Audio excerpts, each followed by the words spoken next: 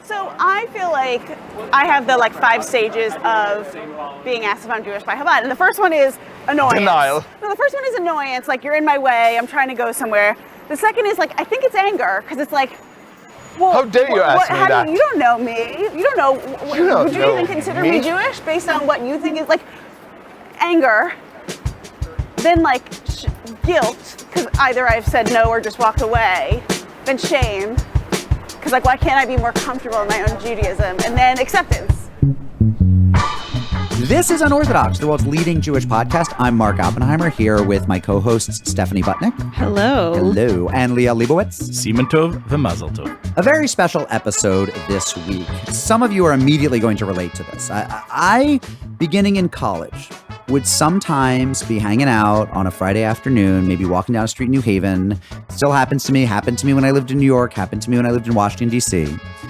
And an obviously ultra-Orthodox Jewish guy with the hat, with the beard, dressed in a black suit, come up to me, usually pretty young, say, "Excuse me, sir, are you Jewish? Excuse me, are you Jewish? Are you Jewish? No? Okay. Very good, Mark. I'm okay. So far, how was it, Mark? I broke the seal. Hold on, I want to interview Mark. I think that guy's lying. I think he's Jewish. You think just by the attitude, the level of gait? Yeah, I think the gait. Of course, it's New York. It is hard to tell. All right. And the first time this happened to me, I had no idea what was going on. And since then, I've learned. These are Lubavitcher Hasidim. The sect is also sometimes known as Chabad, so they are Chabadniks.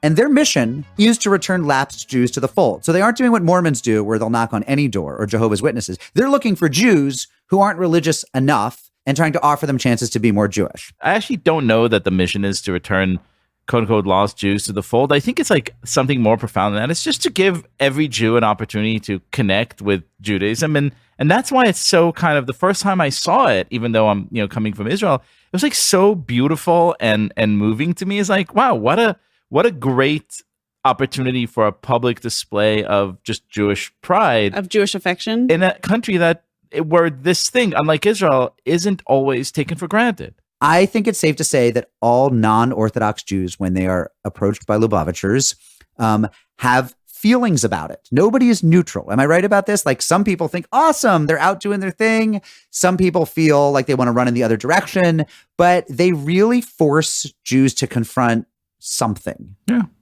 Judaism. Stephanie, when did you first encounter Lubavitchers? I think I first encountered the "Are you Jewish on the street" thing when I moved to New York after college. And I hate it. I hate it so much. It makes me so uncomfortable. It's different for men and women, honestly, because for men, they ask you to put on tefillin if you say yes. And if you say yes as a woman, they give you candles to light for Shabbat, which I don't know. I want to be able to do the cool one. But anyway, so the candles are the cool one? They'll come up to me and they'll be like, "Are you Jewish?" And sometimes I say no. And then I just feel so bad. And then sometimes I want to say yes, but not in the way that you want me to be, or something like that. I should say that when they see me, they don't even ask, "Excuse me, are you Jewish?" They're they just, hey Jew, come here. Lasso you with tefillin. Yeah, big Jew, come here. They also have that Mitzvah tank that rolls up 6th Avenue blaring Jewish music. And even when I see that, I'm like, guys, don't tell them. Right. Don't let everyone know. So the three of us decided that we had to get to know Chabad a little bit better. I spent some time in Venice, Italy. So there you have, thousands of Jewish people coming by, and you have it down to an art. Where as soon as the person says yes, you're already halfway up their sleeve, pulling it tight, dropping it on their head. I've seen guys, by the way, the person starts to walk out. We're not done yet. They keep unwrapping up their arm. 1 second. So this week, Unorthodox goes Orthodox. That's right, our producer Shira Telushkin booked us a playdate with our Hasidic brothers, and we hit the streets of Union Square in New York scheming and schmoozing with Chabad. We performed mitzvot left, right, and center. We spread the word of the podcast to Jews and Gentiles alike. And where better to start the day than inside the Lubavitcher mobile headquarters, the Mitzvah tank, a big white Winnebago RV that pimps a giant picture of Rebbe Schneerson on its passenger side. For this, we owe a lot of thanks to Moti Seligson, Director of Public Relations for Chabad. He helped this episode come together. He introduced us to our primary guide for the day, David Margolis, a Chabadnik originally from Boston. That gives you the initial entree, because you're, hey, what's up, we're brothers. So how do you do it? So, I'll tell you, I got a lot of advice because nobody ever actually, takes you to, no, you don't actually get taught this in school. There's certain things that you learn over time, just with experience. They just send you out there? to figure it out? Sure. I mean, you go. Usually you start. I started going in yeshiva. Oh, I'm sure the first time I went, I was probably 9 or 10, or maybe even 8. You go in pairs, right? Yeah, you go in pairs generally. And they pair you with like a seasoned 11-year-old, 12-year-old? So I was a kid. There was somebody else. No, he was probably, I don't know, 18, and he had experience doing it. And then in yeshiva itself, it's kind of becomes part of the schedule. So you have officially Fridays are a very short day. So what we do is you have that time, and it's you're encouraged to go on time. So I went with somebody who kind of had this route from the year before. So this is, Toronto at all? The Bay and Bloor area. We saw Pedro Martinez once. Was he so Jewish? That was a big deal. He was not Jewish. No. And he taught me like certain things. For example, when you ask somebody if they're Jewish, let's say he wants to put on tefillin, so then only one person will put the tefillin on with him at a time. Like you're not going to start like one guy's wrapping the hand and the other guy's putting the head, because for two reasons. First of all, it's like people get really freaked out when two people are like on top of them. Second of all, according to Jewish law, two people can't dress one person. So even a baby, you don't want to dress, because that's what you do with a deceased individual. So for men, you say, do you want to put? You say, are you Jewish? They say yes. Then what? Have you had the chance to put on tefillin today? What is tefillin?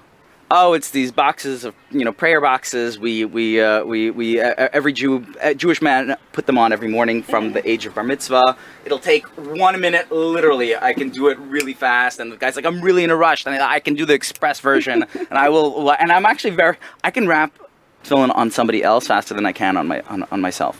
So, you've done it more. So probably, yeah. Well, probably. no, I don't know about that, but What are you looking for when you go out there? Because you're kind of profiling people, right? In some sense. in some sense. Although, if you start like, oh, that person looks Jewish, and I'm only going to start looking, asking people who look Jewish. You've then- already lost. Yeah, because you're not like the amount of people that don't look Jewish that are Jewish or do look Jewish, and it's really hard to tell. This is not. So Like, you even start with your asking, level of experience, you don't feel like you've yeah, got no. I think the too experience dark? is what allows you to understand that you're not actually going to be able to pick it up. Like you have to ask people in order to. In different countries it works differently. So I was in Ukraine for a year, and you would ask you like it was a hard thing to ask them, are you Jewish? Because the person will say, no, I'm not Jewish. Then if you're able to talk to them more, my mother is Jewish. And they're like, well, Right. you are Jewish, and you have a whole nother conversation. I'm not Jewish. Only my parents and my rabbi are. The guys that avert their eyes are Jewish. Yeah, so what do you that I learn? know. Because it seems like you learn a lot about the discomfort. Because I'll say, like, I've seen you guys, and it'll be like, first of all, I'm like in a rush, blah, blah, blah. It's like there's that to contend with, right? People always have a place to go. Sure.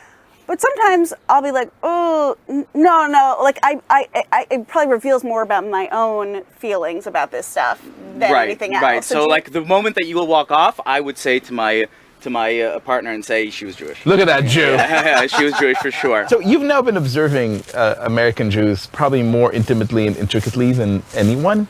What are some of your observations? Do you have like a category or categories that you use? Be like, okay, well, look, we see some Jews who feel X, and then another group of Jews who feel Y. Like, do you kind of have like this, taxonomy internally that you discuss? That's a yes.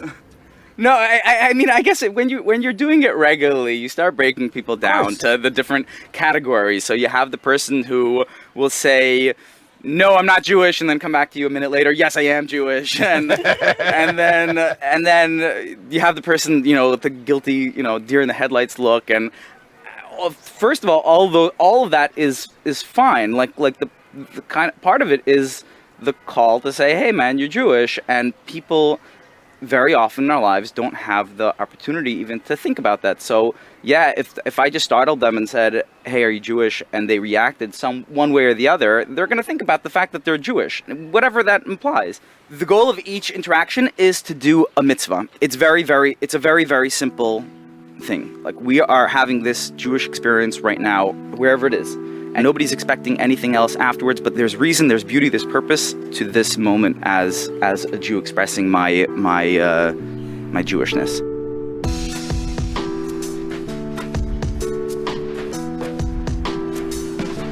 This is Mordechai Lightstone from Crown Heights, Brooklyn. if I could jump back to the idea about the different types of Jews, I could say I grew up in Los Angeles. It's my deep, dark secret that I'm not really a New York Jew. So my first real, experience where I came out it was Sukkot, so I wasn't with tefillin, but it was during the holiday, and it's my first time in New York, and I'm with this Chabad rabbi here in Manhattan, and he says, why don't you go with my brother-in-law? We're going to go to a college campus and have people shake lulav and esrog. And I'm like, great, let's do it. So, we go to, Hunter College. He sets up a table, says, you have your lulav and esrog? I say, yeah. He says, you have a yarmulke? I say, yeah. He says, you have some Shabbos candles? I say, yeah. He says, okay, I have a class to teach. I'll be back in 90 minutes. And here I'm like 14 years old, and I'm standing there, and I'm like, what did I get myself into? And I'm this LA kid, and I'm quiet, and I'm calm, and I'm collected, and I walk over to someone, and I say, excuse me, sir, are you Jewish by any chance? The guy says, I'm Italian, and he just walks off.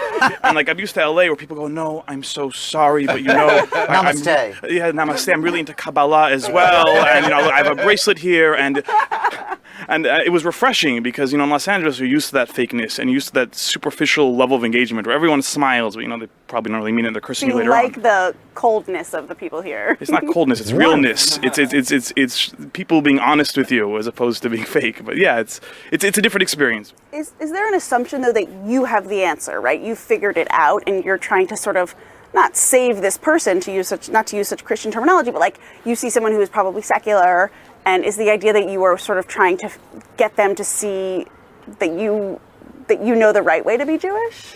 I'd say nothing of the sort. I mean, it's not an act of condescension or looking down at the person or somehow feeling superior to them. It's that we both are really the same. There is no difference.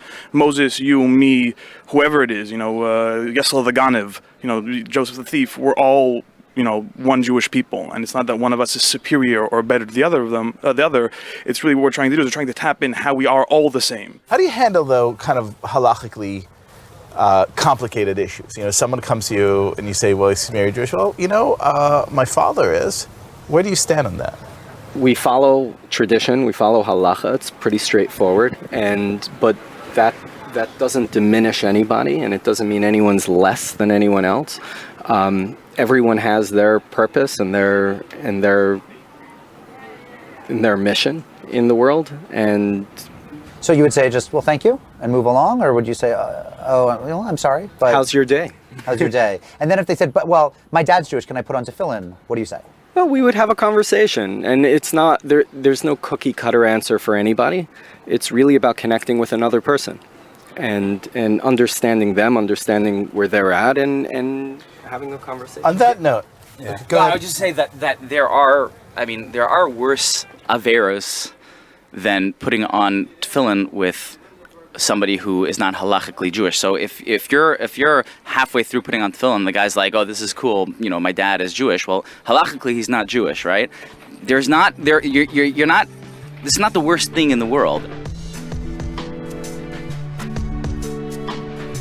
I think a lot of this hinges on the Chassidic understanding of what a mitzvah is.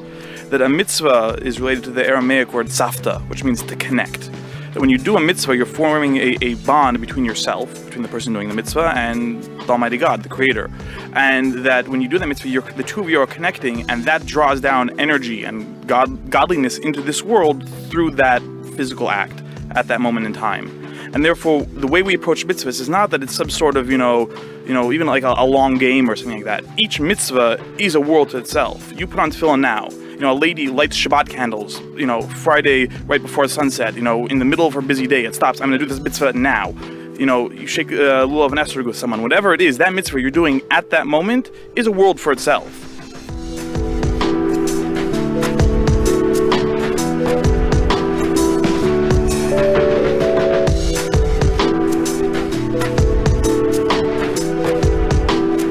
So if we're going to go out, what are your tips for us? Yeah. Teach us. You say hi, and you kind of try to make eye contact with the person. Then you say, excuse me, are you Jewish by any chance? And they'll go either yes or no. There's a lot of variables that go after this. If it's no, with some aggression, they're likely Jewish. And, just working through stuff. Yeah, you gotta speak slowly. You gotta speak slowly because a lot of time people don't actually hear what you had to say. Uh-huh. So they'll be like, "What? No, I don't want to buy zippers, whatever." So you gotta enunciate your words and be friendly, and There's really not much to it. That's the truth. I'd say two things. You have to know that you have to both be very selfless, that this is not about you. It's not about your feelings and your emotions and, you know, what you're going to accomplish. It's all about the other person, and that you are not carrying and doing your own thing. You're connected back to Sinai. You're plugged in to, you know, the hyperdrive, as it were, and you're going to be going forward, and it's basically creating that bridge. You're just the conduit. All right, should we do this? Let's go do this. Stephanie, so you've all now had your training. Yep. You are where do you want to set up? Well, is there like a thought about like you want to catch as many people? What do you think? You're now. I feel like we're all stalling is what's going on. What's going on is we're stalling. Why don't we find the perfect spot? Excuse me, sir, are you Jewish? Okay. Oh, okay. Nice meeting you. Have a good day. See, this is what I meant about the weather. Like, there's no like hangout. I disagree. I think this is a beautiful day. This is we can't blame it on the weather. Got a no? Got a no right there? Excuse me, sir. Are you Jewish? No, I'm not. No? Okay, you can always try. Good luck to you. All right, I'm gonna get this guy with the Mets hat. Hello, fellow Mets fan. Excuse me, are you Jewish by any chance? I wish I was. Well, go Mets. Excuse me, sir. Are you Jewish? But you went to Princeton? Or you just have the hat? But you did go to Princeton, so you're halfway there, man. I feel like that was a rude Princetonian. It's honestly like, I don't feel like... Ideally, we've never I feel... I think you hang out in New Haven too much? Maybe. Where people are just nicer? They are nicer out in the small towns, yeah. How long is a shift usually? How long are you usually out when you go out and do it? In the early days, they would leave at 10 o'clock in the morning and come back in the summer 8 o'clock at night. That was Really? like intense. That was like a 10-hour of this. Yeah.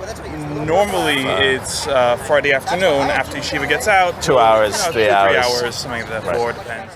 Oh, Stephanie's gonna do it. Stephanie's gonna do it. Excuse me, hi. Any chance you're Jewish? Are you Jewish? No. Okay, have a great day.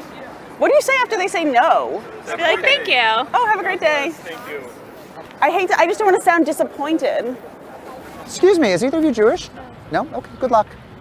It is funny, you can see the fear in some people's, right? Some people are definitely They'll make eye contact and look away very quickly. Right. Now, it could be they're just thinking this is Greenpeace, this is, like there are a lot of people on New York streets. Mark, do I look like a Greenpeace? I do look like Greenpeace. Hello, excuse me, sir, are you Jewish by any chance? Okay. You know, I'm beginning to feel like there's not a lot of us in the world.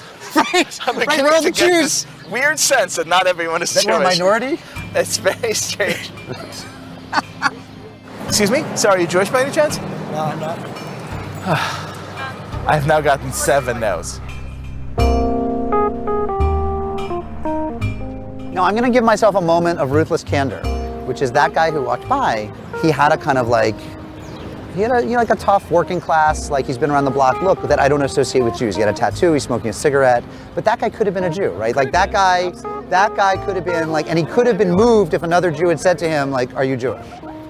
But I'm reading him out of the Jewish people because he looks like a tough. And then it's like, I also have these feelings like I don't want to offend some, like there was that woman who walked by who looked half Asian and potentially half Jew, in Manhattan, potentially half Jewish, right? And then I'm thinking like, I don't want to offend her by not thinking she's Jewish. She could be like a serious Jewish. She could be halakhically Jewish. She could be observant. She could be all sorts of things. You know? Excuse me, sir, are you Jewish by any chance? Hello?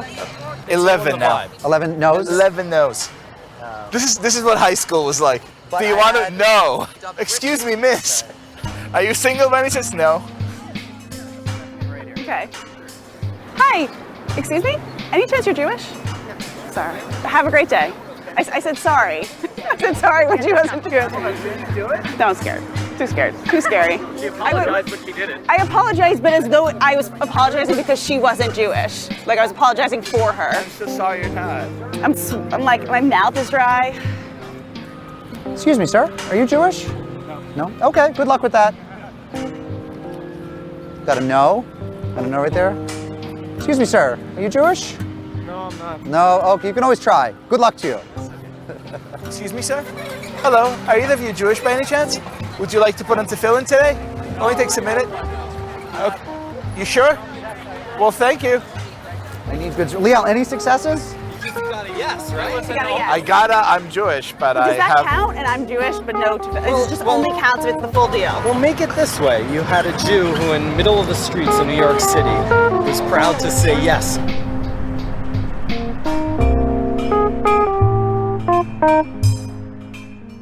At this point in the day, we were starting to find a new appreciation for our Lubavitcher friends. This is not easy work, let me tell you. So, we're going to jump to something we're a little better at, namely doing some advertisements. And after the break, Unorthodox performs a mitzvah. Stick around.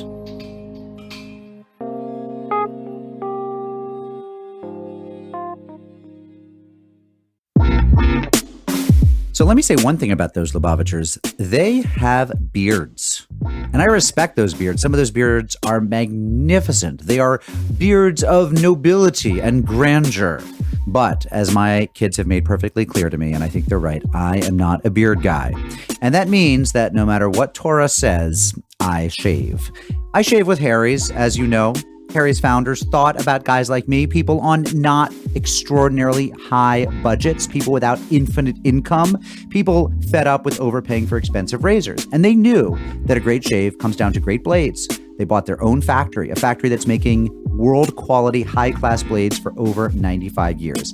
Harry's stands behind the quality of those blades, but they know that switching razors is not an easy decision. So for a limited time only, Harry's has a special offer for listeners of this here show.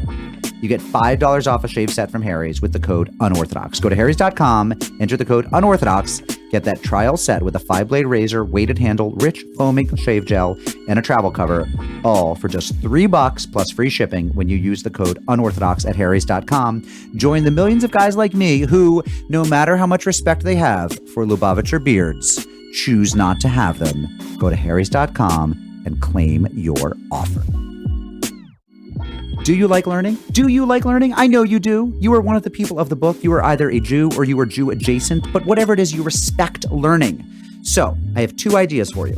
The first idea is that you go to onedayu.com and you find a one-day university session somewhere in one of the 60 plus cities where they bring leading lecturers from the country's leading universities to you to give their talks in a beautiful, compact one-day format. And that might be in Austin, it might be San Francisco, it might be wherever, but go to One Day U and find one and treat yourself or someone you love. Option number 2. Come to my talk at One Day U in Manhattan on October 14th. Use the code MARK when you buy your tickets. You'll get a 20% discount off the ticket price, and half of all the proceeds will go to Unorthodox. So how about that? If you're anywhere in New York City or the tri-state area, whatever those tri-states are, I'm never really sure, come see me October 14th. Use the code MARK, get a discount, and send half of the money to your favorite podcast. onedayu.com.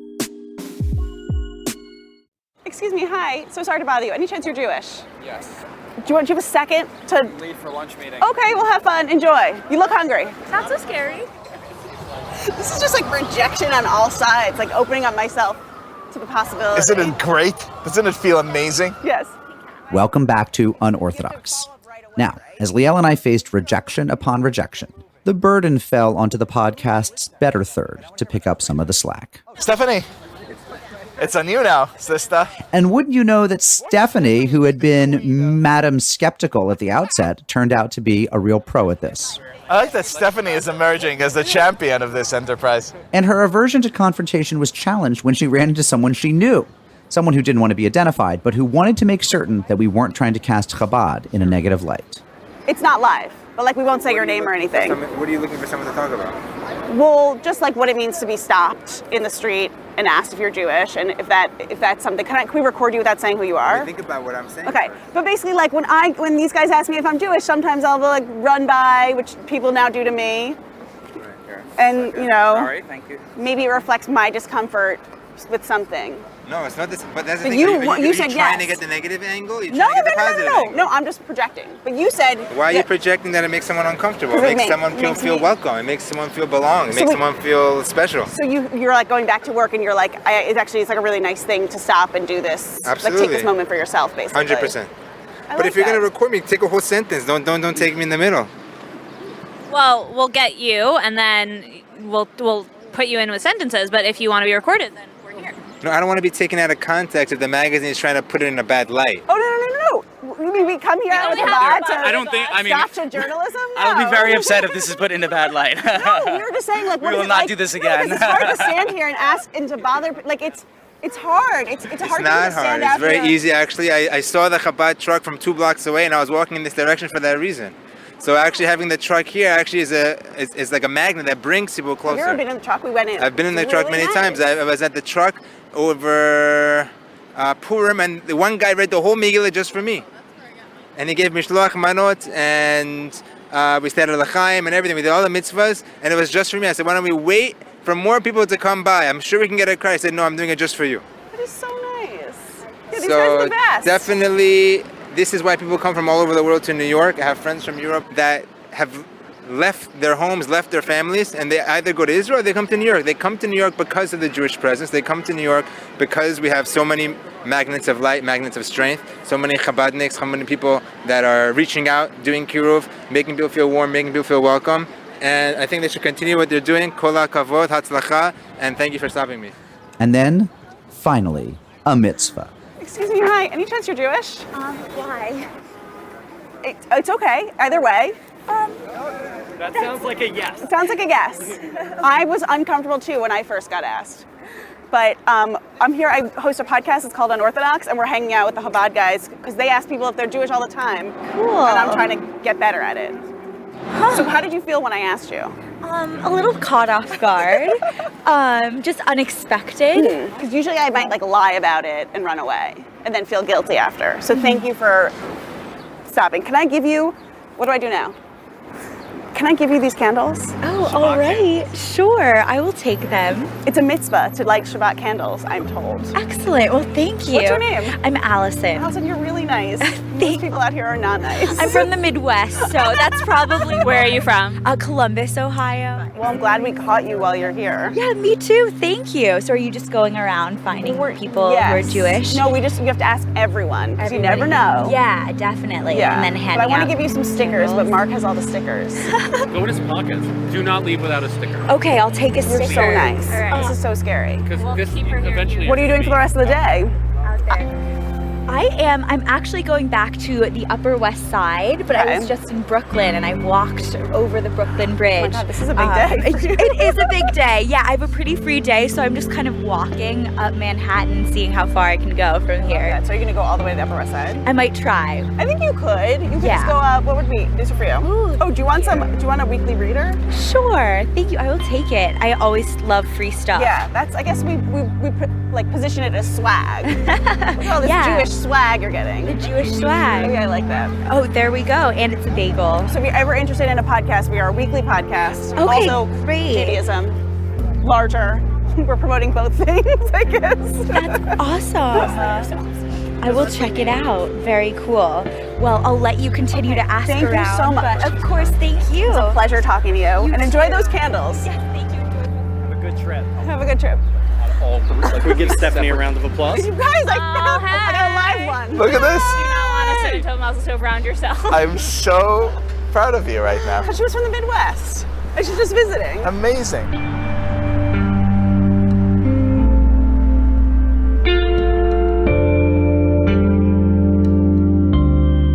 Now, I don't remember which of the 613 commandments talks about giving directions to the tourist, but this was definitely a mitzvah too.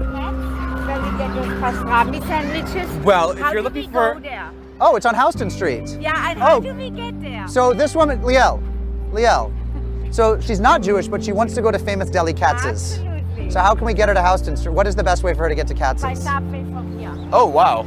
Stephanie? But actually the only one What's who the would best know way the to answer to Katz's? that. What? What are we doing? She's not Jewish, but she wants to get to Katz's Deli. Yes. Oh, for the okay, so we have to pastrami. get to, Why so do you want to go to Katz's Deli? We'll just... We want to go there for the famous pastrami sandwich. Where are you guys from? It's Wolf, Germany. Oh, wow. Wow, that's famous. Yeah. Okay, so I guess you could take. Katz Daily is famous. To the Take to end. Houston, make a left. Yeah, if you just go straight down, you'll hit Houston. And No, then, then we don't want to walk. okay, so Can then we take get the the subway? You could take. You want to get to the F. You want to get to. Sie sind auf Deutschland? The 456. Take that to Houston. Right. Welcome. And it's a couple blocks. How long And have then you been here? walk. So we take the Yeah, 456. it does. Excellent, excellent. Or the NR. Good. Any Have of a good these time. trains Yeah. to Houston Street. Right. And then when you get off, you just walk east. You just make a left and probably 4 blocks. Ah, thank you. Yes. We are starving. Bon appetit. Make sure when you order, you hold out $1 because you'll get extra stuff on your sandwich. Is that right? Yeah, yeah. They want to All right. show the tip because there's a tip thing. Oh, Make yeah, sure we it's- always take. Well, Yeah. no, but make sure they see it. And don't get the lean. Don't do that to yourself. Enjoy. Auf Wiedersehen. Guys, all we could do is find Germans who would talk to us. Yeah. By the way, that's the most unbelievable We want to thing. go to Kansas. Like who wanted pastrami? Like, That's absolutely perfect.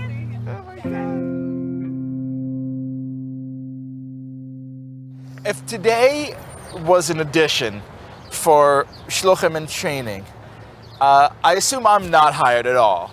But how did we do? Are we? You give us constructive feedback. Be So, honest. so Mordechai wants to say something. Yeah, but I'm I see it. going to chime in real quickly. First of all, ultimately, right? This is about everyone, your own work, your own connection with God, and doing your little part on behalf of the Jewish people and trying to help someone else and be there for someone else, right? And everyone has their role to play in that, no matter what your talents are. And if it's in one area, that's your place. If it's somewhere else, that's your place. So I'm going to leave it at that. I'd just say more than that. There's a story that the Lubavitcher Rebbe once said publicly. There were students who went Shocking. out. You have a relevant story from the Lubavitcher Rebbe? It happens. What I are don't the know. odds? You know what I mean? It's just one of those things. That there were these two students went out for the summer to put tefillin on people, to meet people, speak to them, and they came back and they were crestfallen because they hadn't found anyone to speak to. It was in some remote town somewhere in the south, and there was no one. And they came back and they felt like failures. So the Rebbe said that you don't know. There happened to be there was a person who was standing nearby, looking out the window, and saw the two of you walking down the street with tzitzis, with yarmulkes on your head, with hats, whatever it was, and that Thought of the old home. Exactly. Sorry. I thought you were gonna skip the line.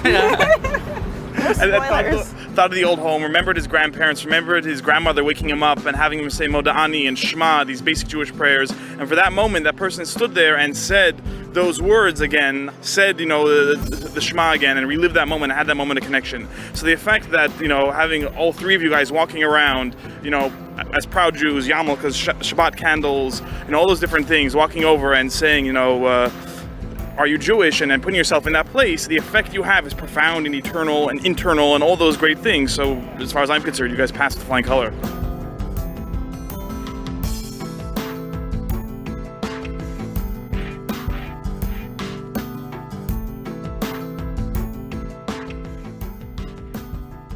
That was really an amazing day. I think we learned a lot about each other. I think we learned a lot about the Lubavitchers. And I think we learned more than a little bit about New Yorkers and our fellow Jews. Do you think that maybe we're doing, what is it, shluchim? Is that how you say it? Maybe that's what we're doing with this podcast in a very, I think secular is the wrong word. Cultural. Yeah. We're cultural shluchim on this podcast. Totally. I mean, we've gotten mail to that effect that says you guys are Chabad, you're doing what Chabad's trying to do, but you're doing it in a non-Orthodox way, an unorthodox way. And you don't have to be Jewish. We don't ask you if you're Jewish. No, I have endless respect for Chabad, but I think the essence of what we do, which is so inspired by what they do, is really just this idea to say hey, look, everyone's welcome here. We just want to have this conversation about being Jewish.